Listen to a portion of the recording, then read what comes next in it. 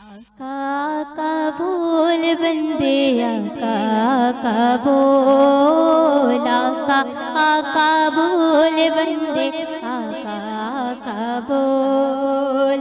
जिक्र नबी तू करता जा,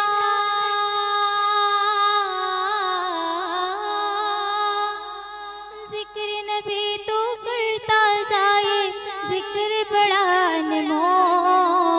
आका आका बोल बंदे आका आका बोल आका आका बोल बंदे आका आका बोल।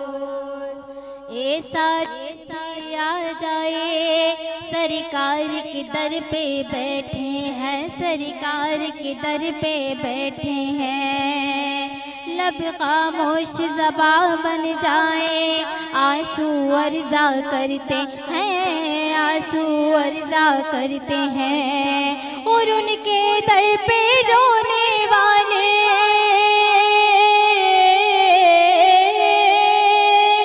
उनके दर पे रोने वाले दिल से कुछ तो बोल। आका आका बोल बंदे आका आका बोल आका आका बोल बंदे आका आका बोल। और आओ चलो दीवानों सारे शहर मदीना चलते हैं, शहर मदीना चलते हैं। मेरी क्या औकात है, सभी उनके दर से पलते हैं, उनके दर से पलते हैं। क्योंकि गैरों को वो देते हैं, गैरों को भी देते हैं, ये बिन मांगे बिन मोल। आका आका बोल बंदे आका आका बोल आका आका बोल बंदे आका आका बोल। और जब से होश संभाला है मैं उनकी नाते पढ़ती हूँ, मैं उनकी नाते पढ़ती हूँ। कि गुस्ताखी ना हो जाए के संभल संभल के चलती हूँ, संभल संभल के चलती हूँ। कि माँ की दुआओं का सदका, माँ की दुआओं का सदका ऐसा मिला माहौल। आका आका बोल बंदे आका आका बोल आका आका बोल बंदे आका आका बोल। रहमत आलम प्यारे आका जिधर से गुजरा करते थे, जिधर से गुजरा करते थे। शजर गवाही देता था और पत्थर कलमा पढ़ते थे, पत्थर कलमा पढ़ते थे। नूर खुदा के मुनकिर अब तो,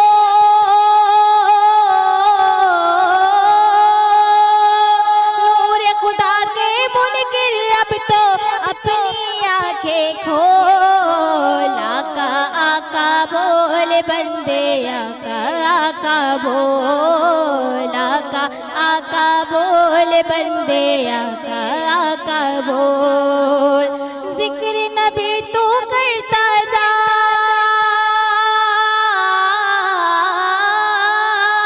जिक्र नबी तू करता जाए, जिक्र बड़ा अनमोल। आका आका बोल बंदे आका आका बोल। सुभान अल्लाह, बहुत ही खूबसूरत कलाम। ब्रेक के बाद आपके सामने दोबारा से हाजिर हैं और अभी हमें ज्वाइन किया है अल्लामा अरबाब अली मूसवी साहब ने। अस्सलाम वालेकुम सर। गुफ्तगू का सिलसिला वहीं से शुरू करेंगे। कुछ गेस्ट हमारे साथ आखिर तक होंगे, लेकिन कुछ गेस्ट जो हैं वो उन्हें जाना है, तो हम पहले उन्हीं से गुफ्तगू कर लेंगे कि जिन्हें जाना है। तो हमारे साथ नूर हुदा यहाँ मौजूद है, कॉर्पोरेट सेक्टर से उनका ताल्लुक़ है। और हम उनसे सबसे पहले तो मैं पूछना चाहूँगी नूर कि बीइंग अ लेडी, रमज़ान की रूटीन प्लस वर्किंग मैनेज हो जाता है?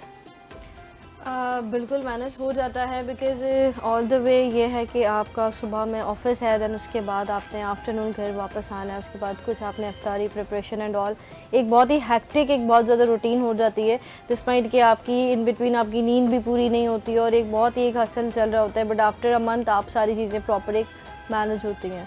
एक अच्छा, इसमें एक ये भी होता है ना, जब आपकी चीज़ें मैनेज होने लगती है रमज़ान ख़त्म हो जाता है। या this is the definite point, जब आप उससे यूज्ड टू हो जाते हैं, बट डेफिनेटली फिर वो एक चीज़ चेंज हो जाती है जब आप after एंजॉय रमज़ान। करने लगते हैं ना रमज़ान को कि अब सब सेट है, तो रमज़ान कहता है खुदा हाफिज़, मैं तो जा रहा हूँ। ये भी एक तो मसला है। कॉर्पोरेट सेक्टर में अक्सर ऐसा होता है कि लोग जहाँ इसको प्रॉपर तरीके से लेके चल रहे होते हैं वहाँ उनकी रूटीन चेंज हो जाती है। Yes, तो अब 11 महीने की रूटीन और होती है, 1 महीने की रूटीन चेंज होती है। इस 1 महीने में स्टाफ कुछ तो वर्क फ्रॉम होम वाला ऑप्शन है, जो आईटी फील्ड है उसमें तो नॉर्मली ऐसा होता है। Yes. बाकी जितने भी कॉर्पोरेट सेक्टर के लोग हैं वो अपने ड्यूरेशन वर्किंग आवर्स कम कर देते हैं, तो उसमें काम की नौइयत क्या रहती है, वो किस तरह से हैंडल कर पाते होंगे? बेसिकली होता ये कि ऑल नो कि रमज़ान में सबकी एक एनर्जी लेवल डाउन हुआ होता है। मोस्टली स्टाफ हमारे पास ऐसा होता है कि सारे कॉर्पोरेट सेक्टर्स में कि वो सुबह में डाउन है, देन उसके बाद थोड़ा सा कुछ एक सेगमेंट है वो आपने काम कर लिया, देन उसके बाद नमाज, एंड देन उसके बाद फिर अर्ली आप लोगों के ऑफ होते हैं, तो एक वो चीज़ प्रोडक्टिवली हो नहीं पाती।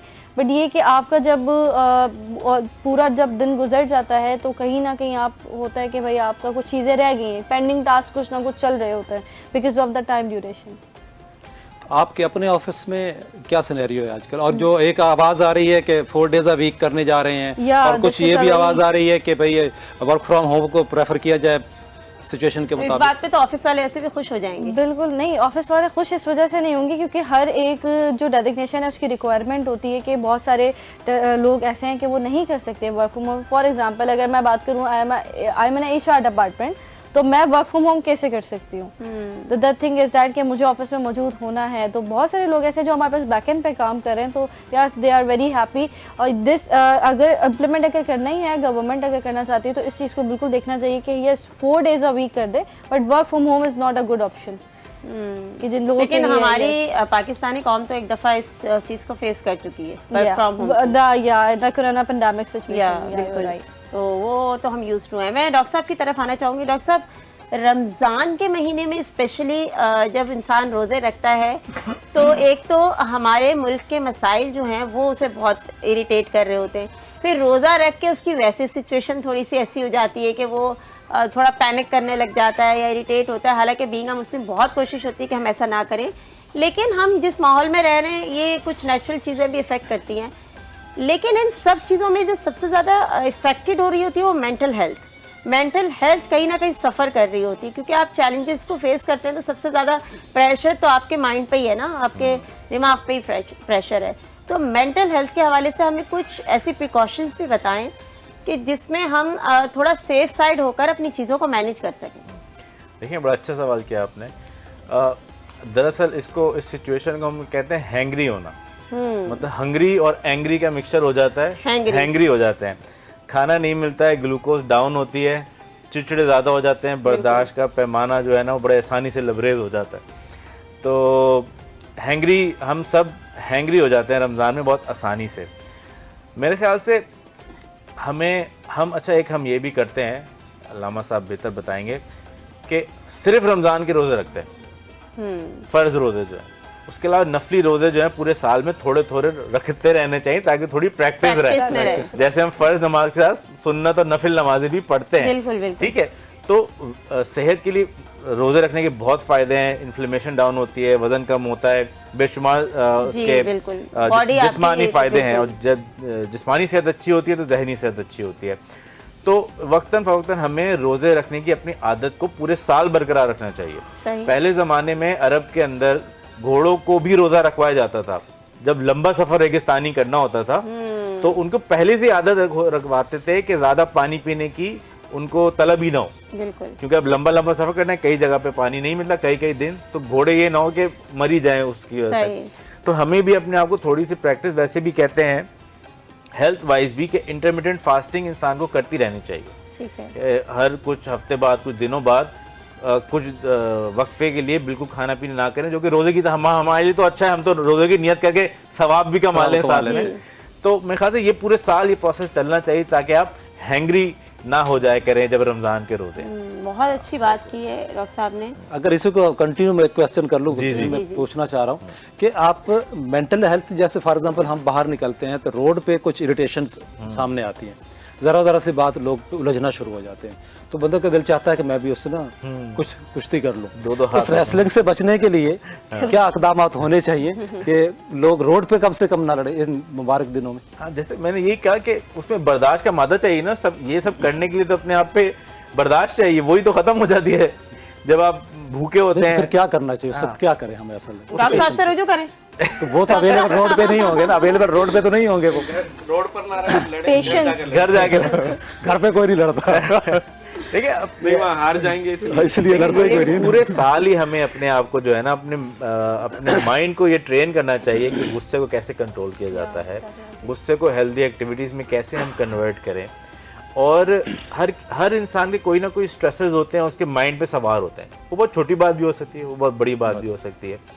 एक बंदे के लिए उसको गरीब आदमी को खाने ही नहीं मिलता, ये उसके लिए एक स्ट्रेसर है। एक लड़की की शादी होने वाली है, उसके लिए स्ट्रेसर हो सकता है। एक लड़के का एग्जाम होने वाला है, उसके लिए तो इसके नौयत मुख्तलिफ हो सकती है। बच्चे का खिलौना गुम हो गया, ये उसके लिए स्ट्रेसर हो सकता है। तो मगर हर किसी के स्ट्रेसर होते हैं ज़िंदगी में, तो हमें अपने आप को समझाना चाहिए और इन स्ट्रेस से कोप करना आना चाहिए अपने आप मैं को। थोड़ा सा कंटिन्यू कर दूं डॉक्टर साहब की बात को। दरअसल रोज़ा नाम ही बर्दाश्त का है, सब्र का है। बेशक बेशक। तो अगर हमने इस रमज़ान से ये बर्दाश्त और सब्र नहीं सीखा तो फिर रोज़े का भी फ़ायदा नहीं। रोज़ा ही तो हमें सिखा रहा है कि हमें मुश्किलात में किस तरीके से सब्र करना है। कोई अगर हमें, जिस तरह हदीस मुबारक है कि अगर कोई शख्स आपको गाली दे रहा है मसलन रोज़े में, तो आप उसे पलट के कहें कि मैं तुम्हें कुछ नहीं कह सकता हूँ क्योंकि मैं रोज़े से हूँ, तो फिर उस पर रसूलुल्लाह कहते हैं तुम पर जन्नत वाजिब हो जाती है। ठीक है, तो ये एक ऐसे इस्लामिक उसूल्स हैं, इनको अगर हम आइडियल बना लें, इन पर ऐसा अमल करें तो चले। इस रमज़ान में हमने कुछ गलतियाँ की हैं, तो अगला रमज़ान हमें जो है अब ये रमज़ान सीखने के लिए अच्छा है कि अगले रमज़ान में गलतियाँ नहीं करेंगे। तो ये एक बेहतरीन वो है। अगर बर्दाश्त नहीं है तो रोज़ा भी तो बेमानी हो जाएगा। भूख क्या है, मतलब खाना पीना सामने पड़ा हो और मैं नहीं खा रहा हूँ, तो ये बर्दाश्त कर रहा हूँ, अपने नफ्स को रोक रहा हूँ, नहीं खाऊंगा क्योंकि अल्लाह का हुक्म है कि मुझे नहीं खाना। तो इसी तरीके से वहाँ पर भी ये सोचे कि अगर अगले ने मुझे मसलन कोई बुरा कहा है, मुझसे उसने मुझ पर जुल्म किया है, तो ये कहे कि मैं रोजे से हूँ, अल्लाह का हुक्म है, मैं नहीं इसका लड़ूंगा। तो ये हमें जो है अगर सबक याद आ जाए तो हम जो है समझे रमजान में बिल्कुल बहुत अच्छी बात की। एक चीज़ ये हमारा दीन भी सिखाता है और साइंस ने तजर्बे से सीखा है, इसको हम कहते हैं कॉग्निटिव बिहेवियरल थेरेपी। उसका मतलब आसान लफ्ज़ों में समझाया जाए ये है कि अपनी कॉग्निशन, अपनी सोच को जो है पॉजिटिव बनाएं। बिल्कुल। तो अगर आप नेगेटिव बनाएंगे, आपके ऊपर है। आप एक चीज़, एक वाक़या हुआ है, आप उसके बारे में नेगेटिव भी सोच सकते हैं और पॉजिटिव भी सोच सकते हैं, ये आपके ऊपर है। आप जब नेगेटिव सोचते हैं तो ये रिसर्च से साबित है कि आप मज़ीद डिप्रेस होते हैं, आप मज़ीद चिड़चिड़े होते हैं, आपका मूड ख़राब होता है, ठीक है, और फिर मज़ीद उसमें फंस जाते हैं। मगर अगर आप पॉजिटिव सोचें तो आपको आपका स्ट्रेस ख़त्म होता है, आप अच्छा फील करते हैं। मैं आपको एग्जांपल दूं, फ़र्ज़ करें इलामा साहब मेरे बहुत अच्छे दोस्त हैं, मैंने इनको बुलाया दावत के ऊपर, ये नहीं आए, अब मुझे आएगा गुस्सा, ठीक है। अब मैं दो तरह से सोच सकता हूँ कि यार ये इलामा साहब तो मुझसे जलते हैं, बुलाया था, देखो मैंने इतनी मोहब्बत से, नहीं आए, ये तो पहले ही जलते हैं, और मैं नेगेटिव सोच सकता हूँ और इससे मेरे ही अपना नुकसान है, इलामा साहब का कोई नुकसान नहीं है। मैं कुड़ूंगा, गुस्सा होऊंगा, इनसे भी मेरी दोस्ती ख़राब होगी, बहुत मसले होंगे। मैं इसके बरक्स पॉजिटिव भी सोच सकता हूँ कि यार कोई इनके साथ कोई हादसा तो नहीं हो गया, किसी मसले में वो तो नहीं फंस गए, तो मैं क्यों ना इनको फ़ोन करके से पूछ लूँ कि तबीयत ठीक है आपकी, खैरियत है? तो है, अभी तक पहुँचे नहीं, अभी तक पहुँचे नहीं, खैरियत है, कोई वैलिड रीज़न है, तो ये पॉजिटिव सोचने से मेरा भी फायदा होगा और मेरे इनका रिलेशन भी बेहतर होगा। बहुत अच्छी तो हर लम्हे आप पॉजिटिव भी सोच सकते हैं और नेगेटिव भी सोच सकते हैं। वो मुहावरा है ना अंग्रेजी का कि द ग्लास इज, आधा गिलास भरा हुआ है, आप क्या कहेंगे कि आधा खाली है या आधा भरा हुआ है? तो आप पॉजिटिव सोचेंगे भाई, आधा भरा हुआ है। बहुत अच्छी बात की, ग्लास इज एम्प्टी और फुल। जाने से पहले बता के जाइए कब आना है। अच्छा, डॉक्टर साहब को हम दोबारा जहमत देंगे अगले किसी प्रोग्राम के लिए, ताकि हम इन पर डिटेल गुफ्तगू कर सकें। मैं लियाकत साहब की तरफ आना चाहूँगी। लियाकत साहब, अभी सुनने में आ रहा है कि करेंसी जो है वो नहीं आ रही है और 10 का जो नोट है वो सिक्के में कन्वर्ट होने जा रहा है। अच्छा, मुझे ये नहीं पता क्योंकि मैं बींगा शहरी देखूं तो यार क्या कॉइन्स की तरफ जा रहे हैं, कॉइन्स तो संभालने भी मुश्किल हो जाते हैं। तो इज़ इट मतलब ओके, मतलब ये सही है, इज़ इट राइट और रॉन्ग, मतलब क्या ठीक है ये मुल्क की इकनॉमी के लिए? देखिए, ये प्रोग्राम के स्टार्ट से पहले भी बात हो रही थी, दुनिया में कहीं करेंसी क्रेज नहीं है। अगर करेंसी का क्रेज फ्रेश नोटों का है तो पाकिस्तान में है। और ये बड़ा खतरनाक है जी। ये जो है, ये इसकी 2-3 वजूहात हैं कि मिलाद शरीफ करते हैं, वहाँ नोट फेंकना शुरू कर देते हैं, कवाली में नोट जो कि मैं बहुत पसंद करता हूँ कि नात सुनूं, नात का एक बड़ा एक अपना एक लुत्फ है। लेकिन बाज़ में मिलाद की महफिल में नहीं जाता कि वहाँ लोग पैसे फेंकते हैं और मुझे वो अच्छे लगते हैं। मैं समझता हूँ ये बड़ा गलत है। आपने नात खां बुलाया है, आप उसको कोई हदिया देना चाहते हैं, एक लिफाफे में डालें, उसकी जेब में डाल दें या वो जाने लगे, लेकिन आप ये नुमाइश करें। ये दूसरा, आपके जो है बाकी फंक्शंस ऐसे हैं आपके मुल्क में होते हैं, मुजरा होता है, वहाँ नोट फेंक रहे हैं, शादियों में फेंक रहे हैं। वो जब हमारी शादियाँ हुई थी उस वक्त वो चुआनी वाली होते थे थैले वो फेंकते ही नहीं थे। वो जब वो जिससे फेंका वो जब बारात लेके जाते थे वो फेंकते थे जाके, बल्कि मारते थे चेहरों को जो है। अब ये इसमें पिछले हफ्ते कैबिनेट ने डिस्कस किया है इस पर करेंसी की जो 10 वाला नोट है इसको ख़त्म किया जाए। उस पर जो उन्होंने कॉस्टिंग करके जो स्टेट बैंक ने रिपोर्ट किया है वहाँ, वो उन्होंने बताया, वो पूरा फीचर छपा है उसका कि अगर हम 10 रुपये वाला नोट ख़त्म करते हैं तो इसकी लाइफ है 8 से 9 महीने। ठीक है। उसके बाद ये बिल्कुल जेब में रखने के काबिल भी नहीं रहता। तो जो कॉइन है वो चलेगा कम से कम 15 से 20 साल। ठीक है। और ये 8 से 9 माह चलेगा, तो ये 54 अरब 55 अरब रुपये का तकरीबन जो है सेविंग होती है अगर ये हम करते हैं। अब दूसरी तरफ अगर आप आए देखें ना, 5 पैसे से शुरू हुए, 10 पैसे से शुरू हुए, 25 पैसे शुरू हुए, फिर 98 से शुरू हुए, अब जो है 10 रुपये आ गया, 1 रुपया था उसको ख़त्म किया, फिर 2 रुपये तो उसको, फिर 5 रुपये तो उसको ख़त्म किया। ये आपका जुड़ा हुआ है इन्फ्लेशन के साथ, आपके डॉलर रेट के साथ जुड़ा हुआ है। आपका इन्फ्लेशन रेट बढ़ता जा रहा है, आपकी करेंसी जो है वो आस्ता आस्ता वीक होती चली जा रही है। जी। अब 10 रुपये के आप बच्चे को भी देते हैं, वो भी कहता है कि मैं इसमें 10 रुपये को लेके जाऊँ। दुकान पे भी आप जाए तो 10 रुपये की कोई चीज़ नहीं मिलती। जो बुनियादी तौर पे करेंसी के उस इन्फ्लेशन के साथ, आपके डॉलर रेट के साथ ये इसको कंपेयर किया जा रहा है। इस वजह से एक तो मेरा जो इसमें एक्सपीरियंस शायद इस वजह से ये भी है। फिर करेंसी का डिज़ाइन तकरीबन मेरा ख्याल इन्होंने कर लिए हैं स्टेट बैंक ने, शायद इन्होंने रिपोर्ट भी कर दी है अपने फाइनेंस डिवीज़न को, वो भी शायद चेंज करने जा रहे हैं। तो ये जो पिछले दिनों गवर्नर साहब की प्रेस कॉन्फ्रेंस भी आई थी, तो उन्होंने कहा था कि हम कोशिश कर रहे हैं कि नवंबर दिसंबर तक जाके इसको हम एंड कर दें जाए। ठीक है। तो नई करेंसी शायद आपकी आ जाए, शायद इससे पेपर के, अब जो पेपर देखें ना पाउंड में लगता है, जो डॉलर का पेपर होता है, जो कैनेडियन है, ऑस्ट्रेलियन है, आप इनके देखें उनका स्टैंडर्ड है उसका नोट का जो है, वो प्लास्टिक टाइप पेपर होता है, जलता नहीं है, जलता नहीं है, फटता नहीं है, ख़राब नहीं होता, वो पानी में चला जाए तब भी ख़राब नहीं होता। उसकी लाइफ बहुत ज़्यादा है, लेकिन उस पर ख़र्चा बहुत ज़्यादा है।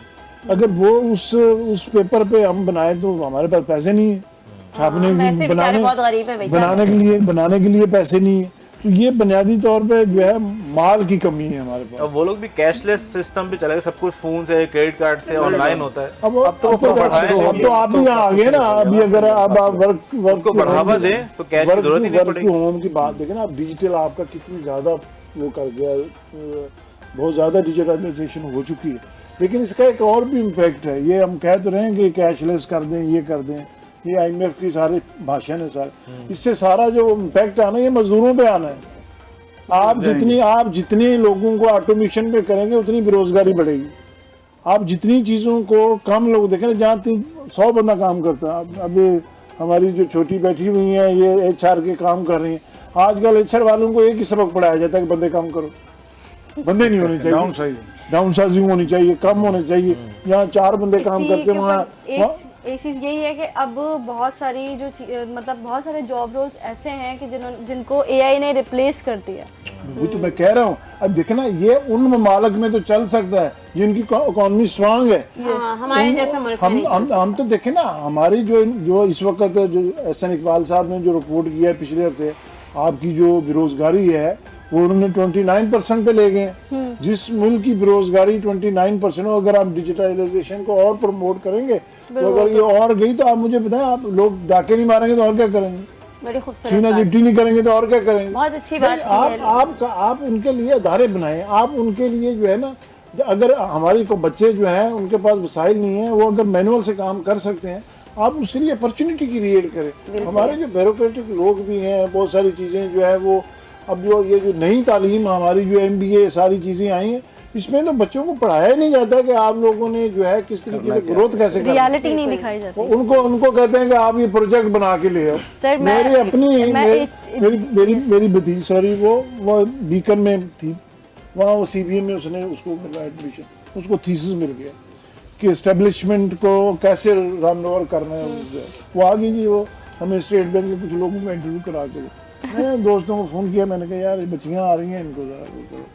उन्होंने ज़रा स्टेट बैंक के जो अफसर हैं उन्होंने अपने तौर पे जो बात करनी थी वही करनी थी। वो उन्होंने थीसिस बनाया, मुझे कहने लगी पापा ये जो है ना अभी मज़ा नहीं आ रहा, तो ये मैं कैसे बेहतर करूँ। मैं कहा भाई दूसरा एस्पेक्ट भी है, हम है ना एस्टेब्लिशमेंट के खिलाफ, ट्रेड यूनियन भी होगी। आप मैंने कहा मुझसे मेरा इंटरव्यू ले, मैं बात आपको समझाता हूँ। मैंने उनकी बात की, देखिए जो अदारे हैं ये वर्कर और एम्प्लॉयर जो है ये दोनों एक दो गाड़ी के दो पहिए है। जैसे इकॉनमी जो है, मजदूरों के बगैर इकॉनमी नहीं चल सकती। आपके मुल्क की जो माशी सूरत हाल है वो उसी वक्त चलेगी जब आपके मुल्क का मजदूर खुशहाल होगा, जब आपके लोगों के पास वसाइल होंगे तो आपकी इकॉनमी की परचेजिंग भी बढ़ेगी। जब वसाइल ही नहीं होंगे, थर्ड पार्टी पे लोगों पे आप रखेंगे, उनको आप 40,000 भी नहीं देंगे, उनको कोई आप सोशल सिक्योरिटी नहीं देंगे, उनको आप राइट ऑफ एसोसिएशन दें, तो वो अपने बच्चों के लिए क्या खरीदेगा? आपकी तरक्की कैसे, इस मुल्क की प्रोडक्शन कैसे आगे बढ़ेगी? तो ये बुनियादी तौर पे बहुत अच्छे नुक्ते आपने ये उठाए हैं और बड़ी खूबसूरत बात की है लियाकत साहब ने। ये ऑब्जर्वेशन है उनकी जो यहाँ बोल रही है और बड़ी ऑथेंटिक है। मैं बहुत शुक्रिया अदा करूँगी इन मेहमानों का जिन्होंने टाइम दिया है। ब्रेक के बाद हम दोबारा हाजिर होंगे, कुछ मेहमान हमारे साथ नए होंगे, तो एक छोटे से ब्रेक के बाद दोबारा मिलते हैं।